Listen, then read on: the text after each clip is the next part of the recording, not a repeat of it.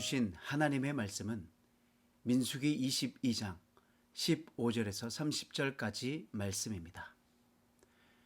발락이 다시 그들보다 더 높은 고관들을 더 많이 보내매 그들이 발람에게로 나아가서 그에게 이르되 십볼의 아들 발락의 말씀에 청하건대 아무 곳에도 거리끼지 말고 내게로 오라. 내가 그대를 높여 크게 존귀하게 하고 그대가 내게 말하는 것은 무엇이든지 시행하리니 청하건대 와서 나를 위하여 이 백성을 저주하라 하시더이다. 발람이 발락의 신하들에게 대답하여 이르되 발락이 그 집에 가득한 은금을 내게 줄지라도 내가 능히 여호와 내 하나님의 말씀을 어겨 덜하거나 더하지 못하겠노라. 그런즉 이제 너희도 이 밤에 여기서 유숙하라. 여호와께서 내게 무슨 말씀을 더하실는지 알아보리라. 밤에 하나님이 발람에게 임하여 이르시되 그 사람들이 너를 부르러 왔거든 일어나 함께 가라. 그러나 내가 내게 이르는 말만 준행할지니라. 발람이 아침에 일어나서 자기 나귀의 안장을 지우고 모압 고관들과 함께 가니 그가 감으로 말미암아 하나님이 진노하심으로 여호와의 사자가 그를 막으려고 길에 서니라.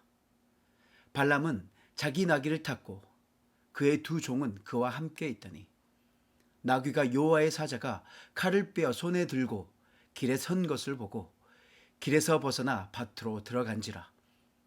발람이 나귀를 길로 돌이키려고 채찍질하니 여호와의 사자는 포도원 사이 좁은 길에 섰고 좌우에는 담이 있더라. 나귀가 여호와의 사자를 보고 몸을 담에 대고 발람의 발을 그 담에 짓누르매 발람이 다시 채찍질하니 여호와의 사자가 더 나아가서 좌우로 피할 데 없는 좁은 곳에 선지라. 나귀가 여호와의 사자를 보고 발람 밑에 엎드리니 발람이 노하여 자기 지팡이로 나귀를 때리는지라. 여호와께서 나귀 입을 여시니 발람에게 이르되 내가 당신에게 무엇을 하였기에 나를 이같이 3번을 때리느냐. 발람이 나귀에게 말하되 네가 나를 거역하기 때문이니 내 손에 칼이 있었다면 곧 너를 죽였으리라. 나귀가 발람에게 이르되 나는 당신이 오늘까지 당신의 일생 동안 탄 나귀가 아니냐. 내가 언제 당신에게 이같이 하는 버릇이 있었더냐. 그가 말하되 없었느니라. 아멘. 오늘 본문은 아주 흥미진진하면서도 자신을 깊이 돌아보게 하는 이야기입니다. 바로 모압 왕 발락과 선지자 발람 그리고 말하는 나귀에 대한 이야기입니다. 이들의 이야기를 보면 우리가 신앙생활하면서 한 번씩 아니 자주 겪는 일들입니다. 이건 정말 하나님의 뜻이 아닌 것 같은데 세상의 달콤한 제안이나 내 안의 욕심 때문에 슬쩍 다른 길로 가고 싶은 유혹들을 받아보셨을 것입니다. 더 많은 돈, 더 높은 자리, 더 큰 인정 이런 것들은 생각보다 끈질기게 우리 마음의 문을 두드립니다. 더 무서운 것은 나는 그러지 않은 것 같으면서도 우리 안에 깊은 곳에 자리 잡고 있는 우리의 연약함이 반복된 유혹 앞에서 무너지곤 합니다. 그렇다면 우리 앞에 반복되는 유혹 앞에서 무너지지 않고 이길 수 있는 방법은 무엇일까요? 우리의 부족함과 연약함을 십자가 앞으로 나아가 솔직하게 고백하고 성령님의 도우심을 구하며 다시금 하나님의 뜻에 순종하며 사는 삶을 살기로 결단하는 것입니다. 오늘 본문에는 끈질긴 모압 왕 발락의 모습이 등장합니다. 부올의 아들 발람이라는 무당이 저주하면 망하고 축복하면 번성한다는 소문을 발락이 들었어요. 그래서 그는 발람에게 좋은 제안을 하였지만 하나님의 말씀을 듣고 그 제안을 거절하였습니다. 그러나 발락은 포기하지 않고 두 번째로 발람에게 사신들을 보내는 장면에서 오늘 본문 말씀이 시작됩니다. 첫 번째 시도보다 더 강력한 제안을 가지고 발람에게 갔습니다. 두 번째 그들이 찾아와서 더 나은 제안을 하자 그의 마음 깊은 곳에 있는 본성이 드러나 버렸습니다. 그래서 분명한 하나님의 말씀을 들었음에도 불구하고 겉으로는 그렇지 않은 척하며 하나님께서 어떻게 말씀하실지 기다려보자고 말을 합니다. 여러분, 이게 무서운 겁니다. 겉으로는 신실하고 진실하고 믿음이 좋아 보여서 하나님의 말씀에 순종하는 것 같아 보이지만 하나님의 말씀과 뜻을 분명히 듣고 알았음에도 반복된 제안 앞에 마음이 흔들려 버렸고 하나님께 다시 묻고 또 묻는 거예요. 마치 하나님 이거 진짜 안 되나요? 라고 물으며 자신의 뜻을 굽히지 않고 자신의 뜻을 꺾지 못합니다. 여러분의 삶 속에 있는 발락의 유혹이 무엇입니까? 발람은 물질이었습니다. 그리고 명예였습니다. 그렇다면 이것들의 가장 큰 목적이 무엇일까요? 결국 우리가 하나님 앞에 바로 서지 못하게 하는 것입니다. 하나님 말씀을 듣지 못하게 하고 분명히 듣고 알면서도 이를 순종하지 못하게 막는 것입니다. 발람은 하나님의 말씀을 선명하게 들었습니다. 하지만 그 말씀에 온전히 순종하지 못하고 그들과 타협을 하게 되었죠. 계속해서 하나님께 하나님의 뜻을 돌리기를 원했습니다. 그럴 때 우리는 어떻게 해야 할까요? 우리는 어떻게 그 유혹들을 이기고 하나님 앞에 다시 설 수 있을까요? 말씀에만 집중해야 할까요? 기도에만 집중해야 할까요? 물론 말씀과 기도에 집중하는 것 중요합니다. 하지만 많은 사람들이 이미 결정된 자신의 마음을 가지고 말씀과 기도를 보고 하는 경향이 있습니다. 하나님께서는 오늘 본문 20절에서 조건부로 발람이 그 길을 갈 수 있도록 허락하십니다. 마치 이것이 발람이 그토록 바라던 기도가 이루어지는 응답 같아 보입니다.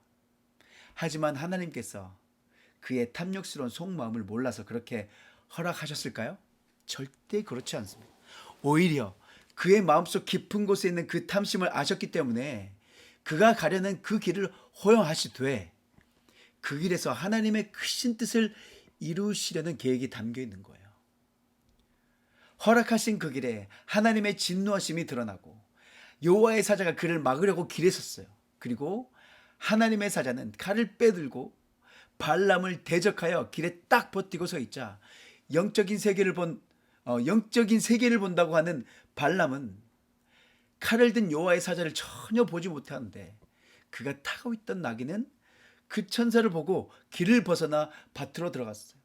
발람은 그 사실도 모르고 나귀를 때리게 됩니다. 하나님은 사자를 보내 발람의 길을 막으셨지만 발람은 이를 보지 못했고 오히려 나귀가 먼저 알아차리고 길에서 벗어났습니다.